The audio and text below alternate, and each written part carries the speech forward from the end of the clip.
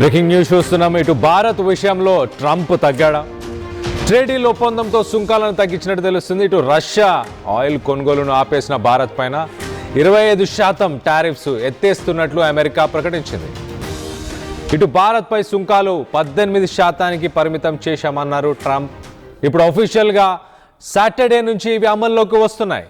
సుంకాల తగ్గింపుతో ఇటు భారత ఉత్పత్తులపైన తగ్గనున్నాయి ధరలు. ఇటు generic pharma, gems and diamonds, అలాగే ఎయిర్ క్రాఫ్ట్ పార్ట్స్, వీటన్నిటికీ కూడా ఇలాంటి సెక్టర్స్ అన్నిటికీ కూడా ఊరట లభించబోతుంది.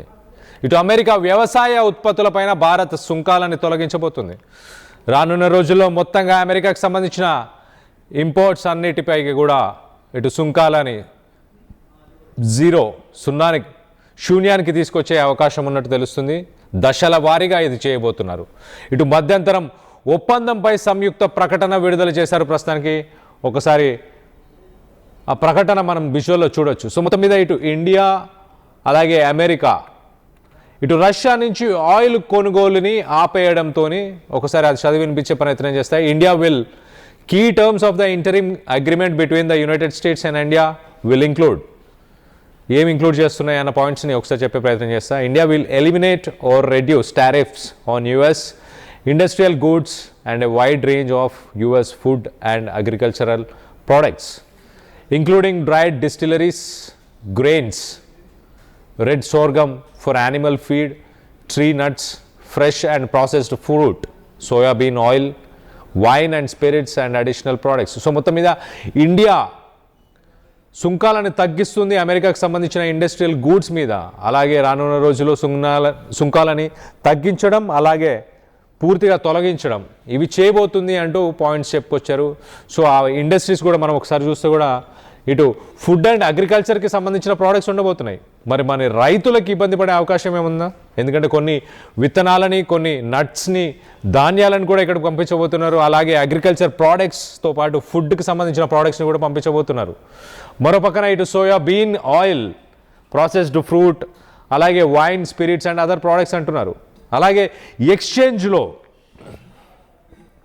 ఈ సుంకాలను తగ్గించిన ఎక్స్చేంజ్లో $500 బిలియన్ బిజినెస్ చేయాలి అమెరికాతో ఇండియా అనే ఒక కండిషన్ పెట్టారు. 5 సంవత్సరాల గడువులో, 5 సంవత్సరాల కాలంలో ఈ $500 బిలియన్ అమెరికా నుంచి ఎనర్జీ ప్రోడక్ట్స్ కావచ్చు మిగతా అన్ని కూడా బై చేయాలి. $500 బిలియన్ ట్రేడ్ బిజినెస్ చేయాలి అంటూ చెప్పుకొచ్చే ప్రయత్నం చేస్తున్నారు.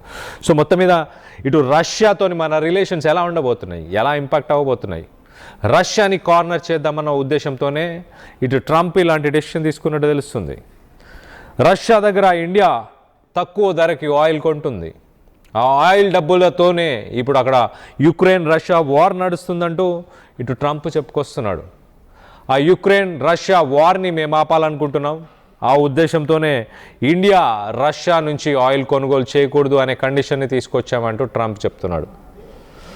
మరో పక్కన ఇండియా తక్కువ ధరలో, చౌక ధరలో ఇటు రష్యా నుంచి ఆయిల్ని కొనుగోలు చేస్తుంది. ఒక్కసారిగా మరి ఇప్పుడు ఆయిల్ నిల్వలు అవి ప్రస్తుతానికి ఆయిల్ ఇంపోర్ట్స్ని కూడా ఇండియా నిలిపివేయబోతుంది. దీంతో మన రిలేషన్స్ ఎలా ఉండబోతున్నాయి రష్యాతోని, రానున్న రోజుల్లో ఏం జరిగే అవకాశం ఉంది? ఇటు మొత్తానికైతే ఇటు ministry of external affairs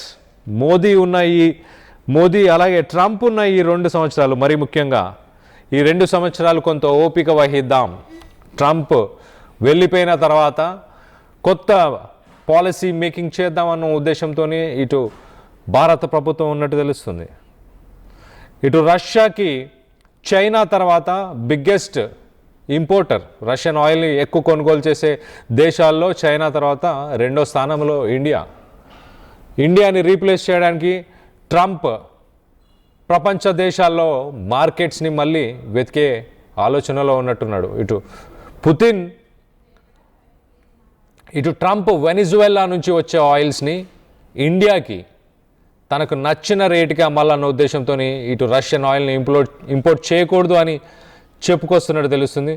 so మొత్తం మీద ఇటు వెనిజువెలాలో ప్రొడ్యూస్ చేసే క్రూడ్ ఆయిల్ దాన్ని రిఫైన్ చేయడానికి కావాల్సిన రిఫైనరీస్ అమెరికా దగ్గర లేవు.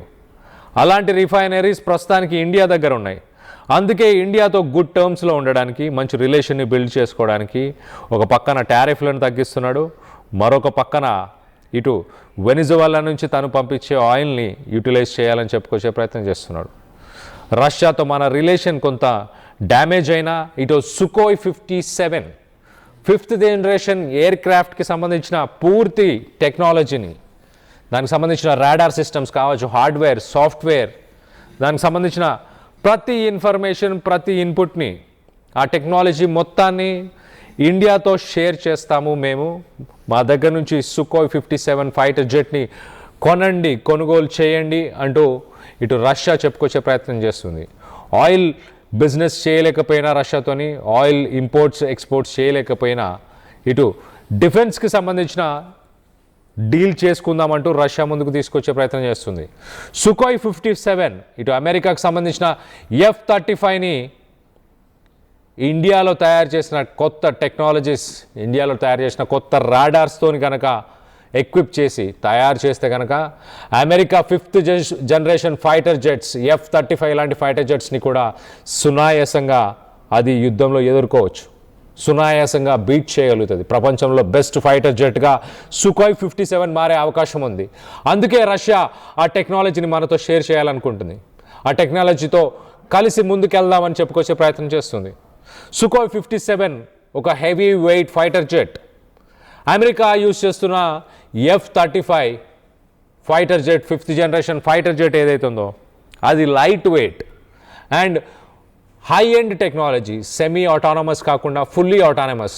ప్రతి రాడార్స్లో వచ్చే ఇన్ఫర్మేషన్ అంతా కూడా అది ఒక్క బోర్డులో వాటన్నిటినీ కూడా అది అనలైజ్ చేసి ఫైనల్ అవుట్పుట్ని డైరెక్ట్గా ఇచ్చేస్తుంది. కానీ రష్యన్ ఫైటర్ జెట్ సుకోయ్ 57 మాత్రం ఇండివిజువల్గా ప్రతి డేటాని ఇస్తుంది. అంటే దానికి సంబంధించిన డిఫరెంట్ రాడార్స్లో, ఇటు శాటిలైట్ ఇమేజెస్లో కావచ్చు, శాటిలైట్ ఇమేజెస్లో శత్రువుకి సంబంధించిన ఫైటర్ జెట్ ఇక్కడ ఉంది అని చెప్పగలుగుతుంది. ఎట్ ద సేమ్ టైం రాడార్లో ఇంత డిస్టెన్స్లో ఉంది కాబట్టి ఈ మిసైల్ యూజ్ చేయొచ్చు అని. So semi autonomous సుకోయ్ 57. కానీ అమెరికాకు సంబంధించిన ఫైటర్ జెట్ F-35 అది మాత్రం fully autonomous.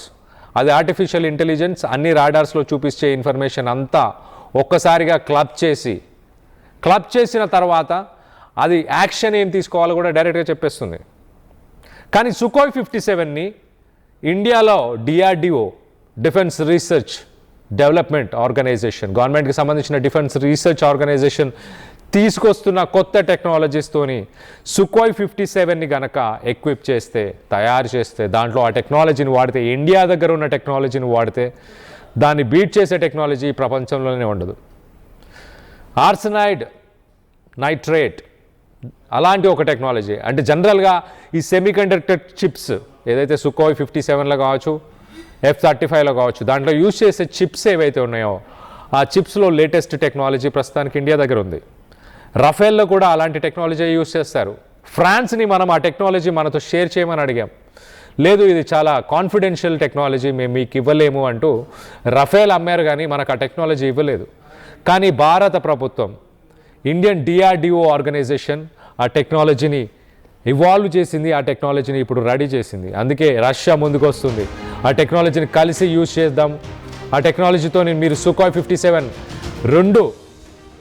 2-సీటర్ pilot fighter జెట్గా use చేస్తారా, ఎలా మాడిఫై చేసుకోవాలనుకున్నా, ఎలా ట్వీక్ చేసుకోవాలనుకున్నా, ఎలాంటి చేంజెస్ చేసుకోవాలనుకున్నా మేము రెడీగా ఉన్నామని చెప్పుకొచ్చే ప్రయత్నం చేస్తున్నారు.